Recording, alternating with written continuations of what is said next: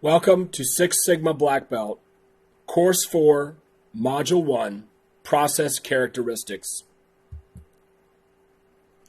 Before we can discuss the process flow and the associated analysis tools with process flows, we first need to define a series of lean terms. Some of these lean terms will receive a more in-depth treatment in other modules. For now, we simply wish to raise awareness as we frame the content of this module. Let's start with some common lean measures.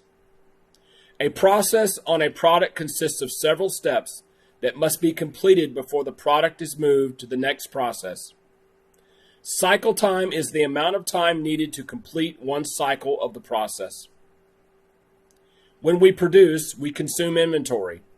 The number of times inventory is consumed in a given time frame is the inventory turn. Sometimes product must wait for the next process. This waiting time is referred to as the queue time. A skills matrix is a visual aid that shows work steps and helps operators come up to speed on a job. It is not a measure, but it is included in this area since it does convey information. During a shift, we have an amount of available production time in which a certain amount of product must be produced. Looking beyond our immediate needs, we can frame this needed product in terms of a rate of customer demand. Takt time is the ratio of production time divided by the rate of customer demand.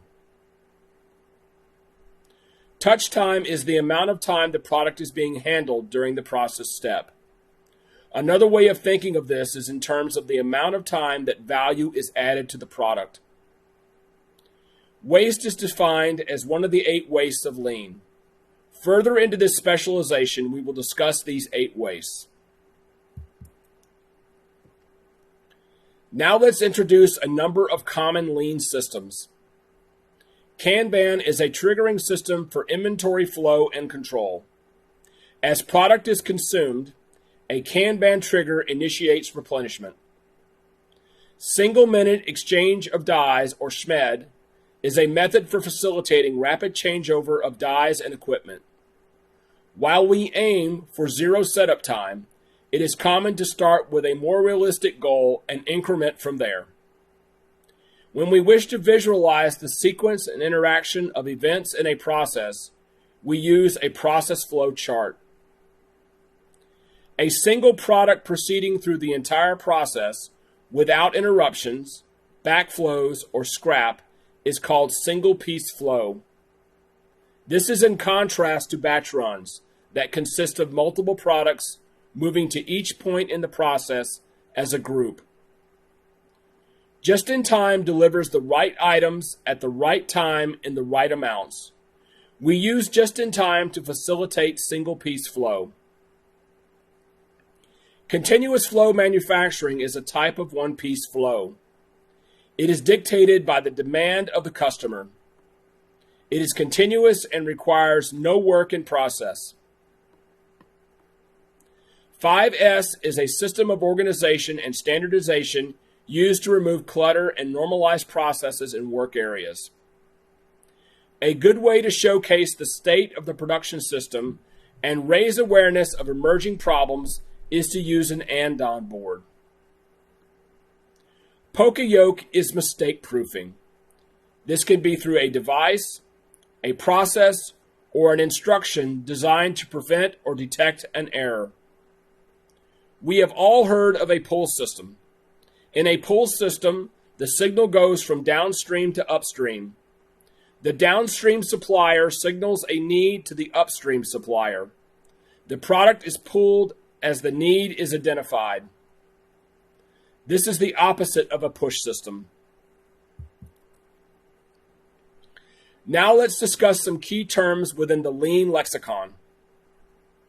When inventory is delivered directly from the location where it will be used, it is called point of use inventory. The hidden factory is essentially a factory inside another factory. Activities are performed that reduce the efficiency of the manufacturing operation. They are performed on an ad hoc basis, and most are not documented or even known to management.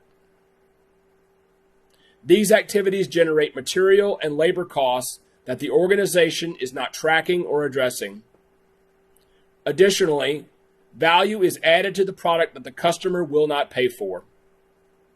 This brings us to a non-value added activity. These will be any activities that do not add value to the product.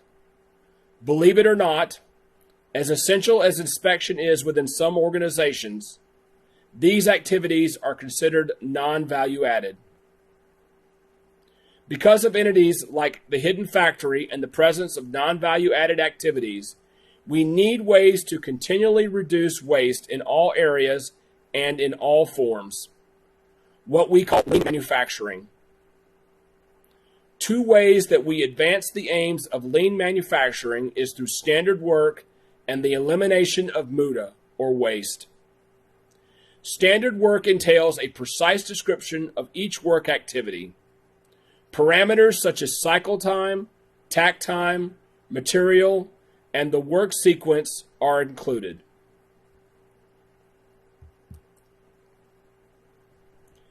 Lean systems promote the reduction of the lot size to as close to as one as possible. This is known as the small lot principle. Visual control involves the placement of tools, material, and performance indicators in plain view, such that the operator can quickly assess the state of the system and adjust as needed. A work cell is conducive toward the use of visual controls by putting all the elements required for the operation within arm's reach. This minimizes movement and flexible deployment of human effort. Within each work cell is a group of work centers. Work in queue is the material that is at the workstation waiting to be processed. Lean thinking requires a different spin on how we describe waste and work to continually improve the organization. Some key points to consider include identifying the value by product, identifying the value of each product, understanding the value-added and non-value-added components of the flow, allowing the customer to pull value from the producer, and striving for perfection. This slide is dedicated to a number of elementary yet important lean metrics. These will be very useful as the lean professional seeks to understand the current state of the process as well as measure and track improvement. Throughput rate is the reciprocal of cycle time.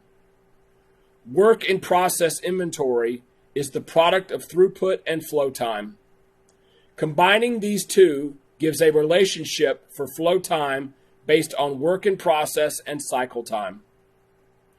Process cycle efficiency, PCE, is the ratio of value-added time to the flow time.